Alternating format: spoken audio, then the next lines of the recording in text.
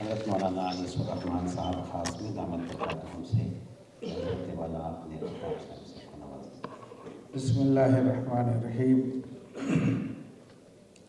صدر اجلاس،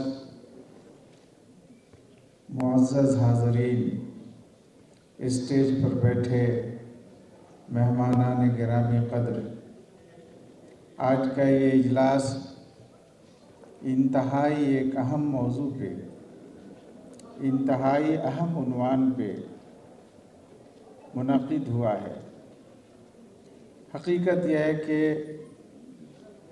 ملک میں انصاف اور امن یہ اسی وقت قائم ہوتا ہے جب جمہوریت میں دستور اور قانون کی بالادستی ہو۔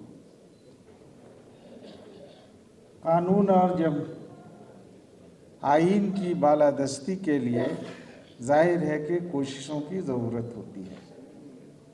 ہمارے ملک کی ایک تاریخ رہی ہے، آج سے نہیں، 1000 سال پہلے سے۔ اس ملک میں کی خوبی رہی ہے کہ اوپر سے نیچے تک انصاف کا بول بالا رہا ہے، اور جب انصاف ہوتا ہے تو امن ہوتا ہے، شانتی ہوتی ہے، اور جب امن اور شانتی ہوتی ہے تو ملک ترقی کرتا ہے، تجارت میں بھی ترقی کرتا ہے۔ ملک میں دنیا کی مملکتوں میں ملک کی عزت بھی بڑھتی ہے، لیکن جب اس کے خلاف ہوتا ہے، ظلم بڑھتا ہے، قانون پیچھے ہو جاتا ہے، تو پھر دنیا میں بھی اس ملک کی عزت کم ہو جاتی ہے۔ ملک کی عوام ظلم کی چکیوں میں پستی ہے، اور وہ پھر ملک آگے بڑھنے کے بجائے خودکشی کے راستے پر آگے بڑھتا ہے۔ ہمیں اس بات کو دیکھ کر بڑا تعجب ہوتا تھا کہ 1000 سال کے اندر اس ملک میں لوگوں نے اتنی خودکشی نہیں کی ہوگی جتنے چند سالوں میں اس ملک کے عوام نے، کسانوں نے، نوجوانوں نے، خواتین نے، یہاں کے بوڑھوں نے، اور حتیٰ کہ ابھی الیکشن کمیشن کے دباؤ میں وہ لوگ بھی خودکشی کرنے لگے ہیں جو تعلیم جیسے مقدس پیشے سے وابستہ ہیں۔ یہ ہمارے لیے المیہ ہے کہ یہ ملک کس طرف جا رہا ہے۔ یہ ملک جمہوریت کو چھوڑ کر، انصاف کو چھوڑ کر ظلم کے راستے پہ چل رہا ہے۔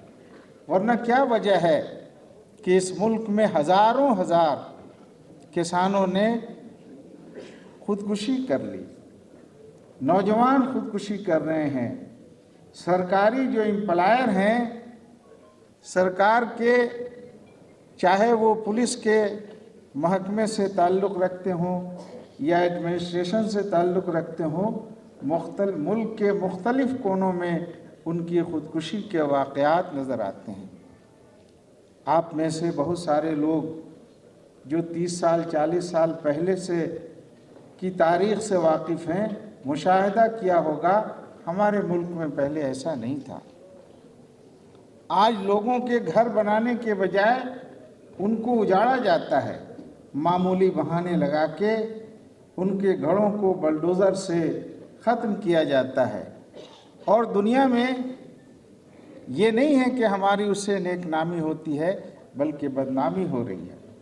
اس لیے ایسے وقت میں آل انڈیا ملی کونسل نے اس دستور کے حوالے سے آج کا جو اجلاس منعقد کیا ہے، یقیناً یہ ایک پیغام ہے کہ ہم سب لوگوں کو انصاف قائم کرنے کے لیے، آئین کی بالادستی کو برقرار رکھنے کے لیے، قانون کی حکومت کو پورے طور پر لاگو کرنے کے لیے ہمیں اپنی کوششوں کو تیز کرنا ہوگا۔ ہمیں ان لوگوں سے یقیناً ہمدردی ہے جن کو خوف دلا کر، دہشت کر کے ایسے حالات میں مبتلا کیا جا رہا ہے کہ وہ اپنی جان کو خود اپنے ہاتھ سے ہلاک کرنا، جان دینا گوارا کر رہے ہیں، لیکن اس ملک میں उस माहौल में वो जीना पसंद नहीं कर रहे हैं जिस माहौल से वो तंग आ चुके हैं। इसलिए ऐसे मुल्क में हम सब की जिम्मेदारी बनती है कि हम एक आवाज़ बनकर आपस में मुत्तहिद होकर यहाँ के सारे लोगों को एकजुट होकर इसके ख़िलाफ़ आवाज़ बुलंद करते रहने की चाहिए। और आज का ये इजलास उसी के लिए है। हम उम्मीद करते हैं कि आज का जो पैगाम है ये पैगाम पूरे मुल्क में जाएगा और ये एक ताकतवर आवाज़ बनकर ये पैगाम मुल्क के लोगों को जो जमहूरियत पर यकीन रखते हैं, कानून की बालादस्ती पर यकीन रखते हैं, जो अमन पर यकीन रखते हैं, जो मुल्क की तरक्की चाहते हैं, यहाँ के लोगों की जान और माल की हिफाजत चाहते हैं, उन सब लोगों को आगे बढ़ने में हमारी ये अपील काम करेगी इंशाअल्लाह। व आखिर दावाना अल्हम्दुलिल्लाहि रब्बिल आलमीन।